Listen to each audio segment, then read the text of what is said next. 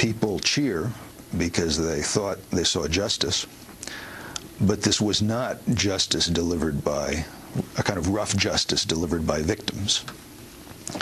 This was one killer killing another. A big killer, the United States government, killing another, someone who's actually a smaller one, bin Laden. Yeah, killing bin Laden was a bad thing. Anyway, you know who's not glum about this or anything?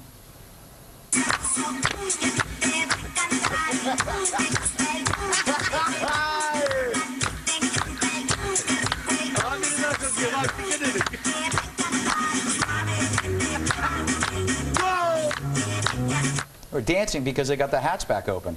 I would dance too. That thing jams a lot. Hey, Kaylee, does it matter that Osama was unarmed? Everybody in the World Trade Center was unarmed. No, what matters is that he resisted, and that is what makes this not a violation of international law. And you know, they say we should take him to trial and that justice is sentencing him, but what happens when they're not sentenced, like what happened with Golani, 284 counts. He was released on, only sentenced of one. If they send Osama to civilian court, there is a chance, theoretically, that justice would not be served, and that's unacceptable. Yeah, Bill, what would happen here if Osama was out here? Would that just be crazy? It would be crazy. Yeah, they should. Oh, especially if they brought him to New York. That would. I'm for that. Especially since I really relied on tourism industry for my T-shirt. But no, we tie up traffic on the east side. Thank you. Exactly. Yeah. Joe, we're at war, so how can these idiots not see that these are enemy combatants? Why do they continue to think that they have the same rights as everybody else? Well, the whole thing is, I always say, international law. It's kind of a meaningless statement, and when the international cops go and take down bin Laden, then we can go worry about international law. The people, they don't see any correlation between, well, actually, they do see, there's this moral equivalency between, here's someone who's a mass murderer, and here's the people who went to get him. It's like saying a police officer who arrests someone is kidnapping him because he deprived him of the right to move around freely. It's like at a certain point you have to choose. You have to choose, do you find our Western culture with all its flaws, do you think it's something worth arguing in favor of?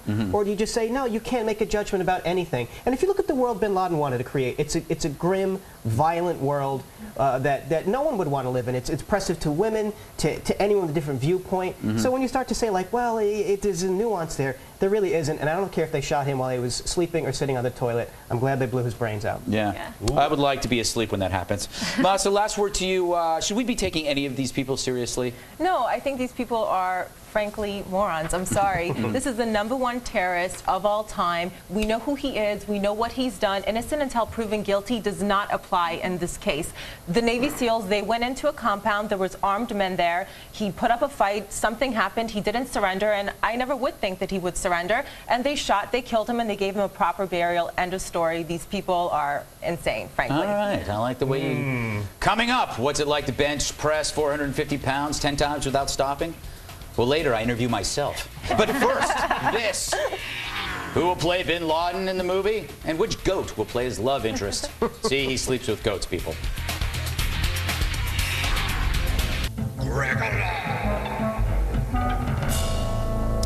So, if there's one thing you learn when you interview students over the death of Osama bin Laden, it's not to interview students over the death of Osama bin Laden.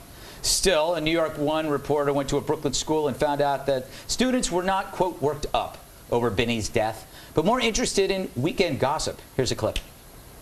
It wasn't like big, like nobody, like sitting, like hanging out in the hallways, like nobody was like, oh my God, did you hear about this? A lot of the kids at the school realize that it's an important event and like a really historically important event, but that it's not really an emotional event for most of the kids. I never even visited the World Trade Center before.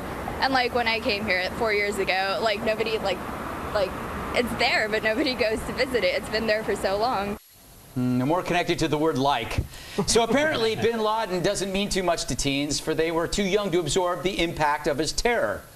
Meanwhile, Yahoo says that 66% of those searching for who is Osama bin Laden were ages 13 to 17. I guess that beats what was 9/11. Which brings me to some recent tweets from various teens.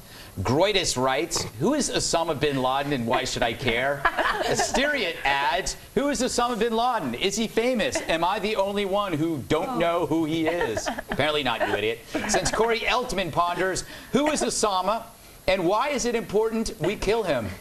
Well, we'd kill him so he wouldn't kill you, you dumbass. But hey, at least they haven't excused their teens. Unlike Pittsburgh Steelers running back Rashard Mendenhall, a.k.a. Captain Jackass, babbling on Twitter, the dope sneered at the joy expressed over bin Laden's death while questioning what really happened on 9/11. He writes, "It's amazing how people can hate a man they have never even heard speak." Yeah, I guess gleefully taking credit for the murders of Americans isn't enough reason to hate someone. But hey, maybe if the loved ones of 9/11 victims heard bin Laden speak, they'd find out he's a really great guy. Anyway, needing to flaunt his own moral superiority, Mendenhall belittled the pain suffered by millions. Rashard, thank you for keeping the dumb jock stereotype alive and kicking. You're a role model for our inquisitive youth. And if you disagree with me, then you, sir, are worse than Hitler.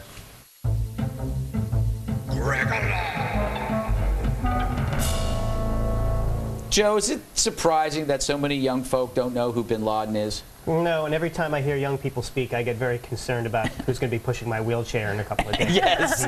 I'll let them slide. They're young, you know. Yeah. I mean, 10 years ago was a very, very long time if you were 3 or 4 years old. That's true. You would be -5 or -6. Following the news at the time. But you knew, you understood Pearl Harbor. I was born 23 years after Pearl Harbor, but by the time you were 5 or 6, well, maybe not. Yeah. By the time you were 30, you knew what it was. It's a base in Hawaii. It's a movie. I'm talking about the Ben Affleck movie. Now there's a disaster. Now you look at someone like Rashard Mendenhall. I think it's so funny. Like, people used to put thought into their conspiracy theories. Yeah. It used to be like you had to have a plaster cast of a Yeti footprint or something. Yeah. And now it's like, oh, I don't see how a plane could have done. Really, plane's heavy, full of people and stuff. Yeah. How does it get off the ground? Yeah. I don't, I don't buy it. You'll have to prove otherwise to me. Yeah, exactly. Kaylee, did it kind of depress you, or does it make sense that they, they don't know it because they're just too young? It does make sense, and I feel that we're partially responsible for it. A lot of the networks don't air all of the footage because it's too gruesome, it's too hard to watch, but unfortunately, you have to watch those hard things or history's bound to repeat itself, and this is a perfect example. When the kids are old enough, you got to sit them down, you have to show them the unfortunate images. And I'm not allowed to do that, unfortunately. Masa, here's the thing that bugs me. By not knowing who UBL is, they fail to understand, like, probably the biggest issue of our time, which is terror. That's what bugs me, is that they won't. You got to know about that guy to know about all this stuff, right? Yeah, you're absolutely right. And I think for people that don't live in New York, Stuyvesant High School is extremely competitive. It's extremely hard to get into. I mean, this is supposed to be the best and the brightest. So I was surprised they didn't know who he was, and I was also surprised how every other word was like. I know, They did know, but they didn't get. It felt like they didn't get it. They knew it. Billy, are you surprised that there are birthers in the NFL? Truthers. Truthers, I'm sorry. Well, that's a great thing. As many concussions as they have, even they're not stupid enough to be birthers. But I will retract my statement. Governor Ventura and Rashard are two of the scariest truthers. The problem is Rashard could absolutely catch me. Yeah, that's true. And he hasn't apologized. Yeah, and he hasn't. Well, yeah, he gave some sort of convoluted apology, but it didn't really apply. I will say this: Bears running back Matt Forte would never tweet anything like that. Neither would Peyton Manning. Neither would Peyton Manning. I know you're a big Peyton Manning guy. Yes. I have looked at Matt Forte's tweets, and I learned a lot of going to go work out and getting some food for the weekend. And so he wouldn't say any of those things, and yet I think I'm going to unfollow him. Yeah. Yeah, not very entertaining. I guess my 9/11 when I was a kid was Watergate, because I was in 2nd grade. I think I was in 2nd grade, 1973, when Watergate. I remember not really sure what it was, but it had I just assumed it was something that had to do with water. And this guy, G. Gordon Liddy. Like, he was just this guy, and then you read a little bit, and you figured out what you knew what that was, and that was really boring for someone in 2nd grade. Because when you think about it, it's a bunch of white dudes in suits sweating. Yeah. The War on Terror's got action. You know? It's got explosions. And they still, all right. Well, maybe they'll learn soon. I mean, in a good way. I didn't mean in a bad way. That sounded like I was making it. You're going to teach him a lesson, aren't you? It sounded like I just made it. Maybe you'll find out. Yeah, no, that's not what I meant. I meant, you'll learn. You'll read books and things. Okay. Jeez. All right. Do you have a comment on the show? Email us. It's redeye@foxnews.com. To leave a voicemail, my direct line, 212-462-5050. Still to come, the halftime report from TV's Andy Levy. Jerk. Boo. Tonight's Halftime Report is sponsored by Painters, those tradesmen responsible for the painting and decorating of buildings for the purpose of making them look better and or to protect them from damage. Thanks, Painters.